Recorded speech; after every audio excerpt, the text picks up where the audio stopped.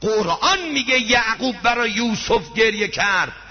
یعقوب پیغمبر، یوسف پیغمبر. یعقوب میدونست یوسفش کجاست، میدونست سالمه، میدونست در کاخه، میدونست مشکل ندارد، پیغمبر خدا بود، میدونست و گریه میکرد.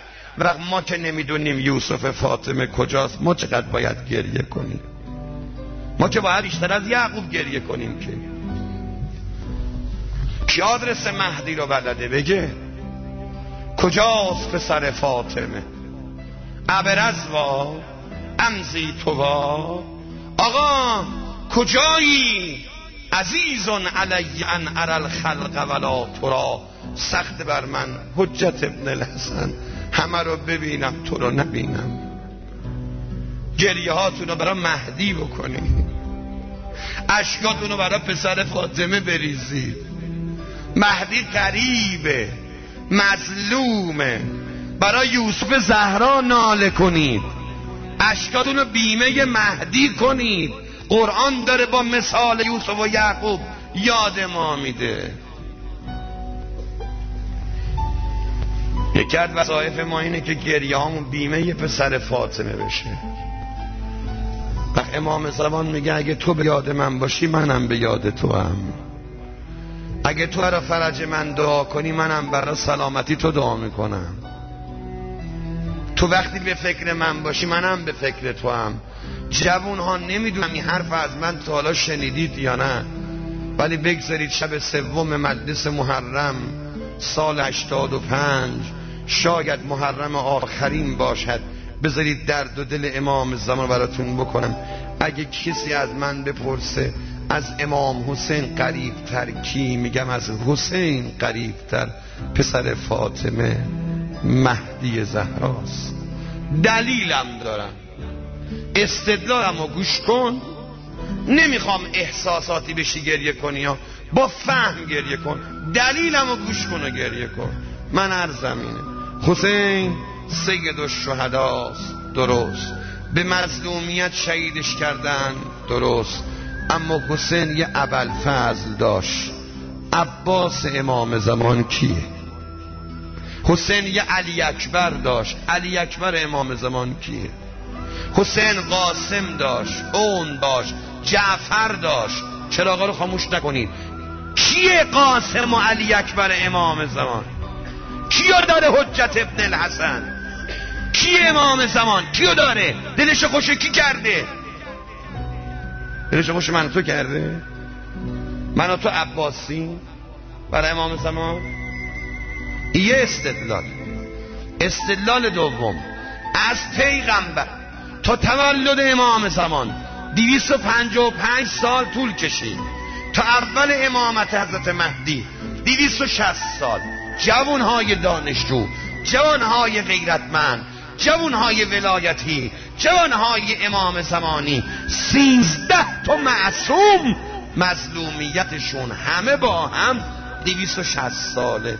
اما امام زمان به تنهایی 1170 سال قریبه.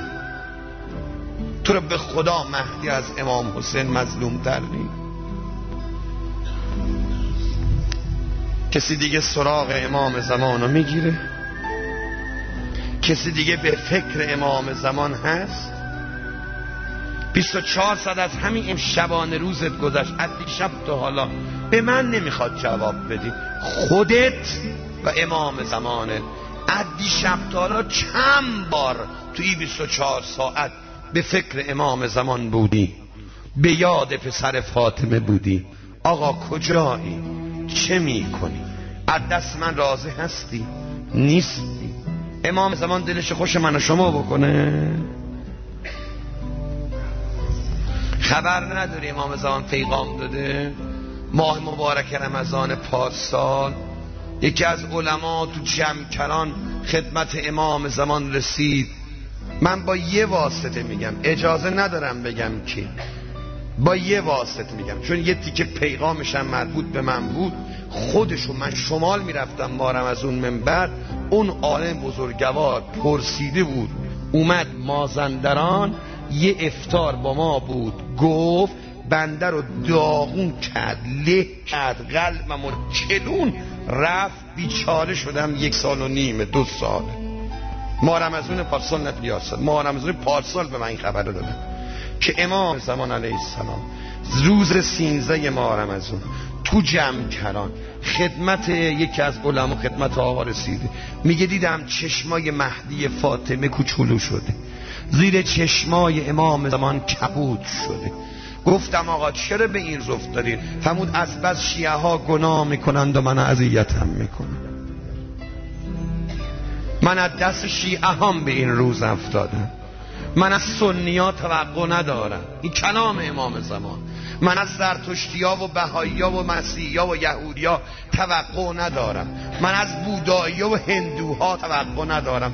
از بچه شیعه های خودم توقع دارم. شما که معتقدید ابن الحسن میگید امام زمان تو کار هست، شما چرا گناه میکنید؟ شما چرا معصیت میکنید؟ شما چرا چشماتون آلوده شده؟ شما چرا شکماتون پر از حروم شده؟ شما چرا با کاسبیاتون قلب مهدی رو میشکنید؟ شما چرا رباخور و نزول خور شدید؟ شما چرا اینقدر آمار طلاقتون رفته بالا؟ شما چرا آبرومن امام زمان رو تو دنیا میبرید؟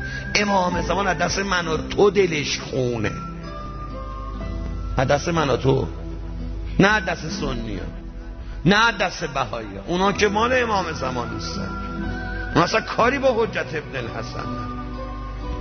امام زمان میگه هی میگی ابن الحسن گناه میکنی؟ آقا فرموده بود مردم گناه میکنن، من شب تا صبح باید گریه بکنم بگم خدایا به خاطر من ببخشش. این گریه کنه حسینه، این مشکی پوش حسین من، این برای مادر کتک خوردم گریه کرده، به خاطر گریه هاش خدایا ببخشش. من هی باید واسطه بشم عذاب نیاد برای شما. مهدی برای ما گریه میکنه، چرا ما برای مهدی گریه نکنیم؟ جوانی که شب میخوابه صبح بدون اینکه نیت کنه صبح بیدار بشه نماز صبح، اصلا دیگه تفکر نماز تو ذهنش نیست، این جوان میتونه بگه من شیعه حجت ابن الحسنم؟ حالا وقتی جوانی شب میخوابه به نیتی که صبح بلند شه نماز صبح بخونه، بیدار میشه بینه ساعت 9 صبح، نیت داشته و خوابیده بیدار نشده، کوک کرده موبایلشو بیدار نشده، زنگ کوک کرده و بیدار نشده. خب النوم اخل موت، آقا میخوابه بدون اینکه نیت کنه صبح بلند بشه 2 رکعت نماز بخونه، بعد از نماز بگه خدایا به حق این نماز صبح فرج آقامو برسون. این جوانی که نه اهل نماز، نه اهل خدا، نه اهل تهجده، خودشو شیعه مهدی میدونه، این قلب امام زمان رو تیکه تیکه نمیکنه؟ دختر شیعه که با مانتو میاد، چادر فاطمه رو گذاشتی کنار، حالا هم که دیگه مانتو تموم شد، با پیرن و شلوار دارن میان تو جامعه. گذشت حیا، اگه یه نصف حیا هم توی جامعه بود، اون نصف هم دیگه نی. و این خانومی که غزک کرده دوزک کرده خودش درست میکنه، میاد تو کوچه میده جلو نامحرما.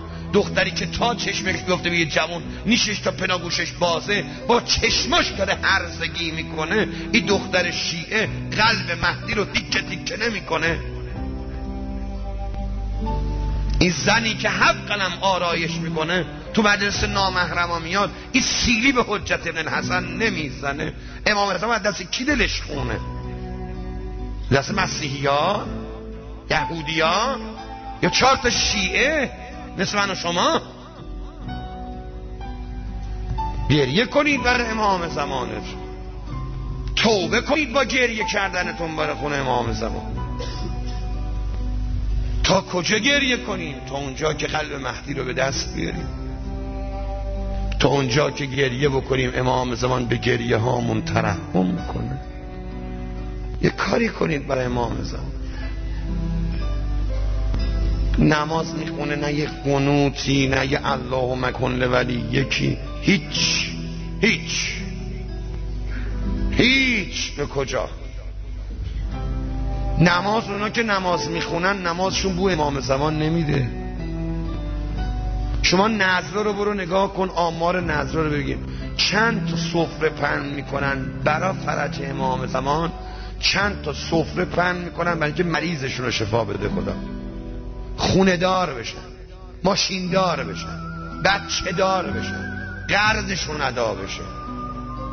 دعاهای مردم آدم بیاد جمع کنه، خودت که دعا میکنی چند تا دعاها برای حجت ابن الحسن، آرزوات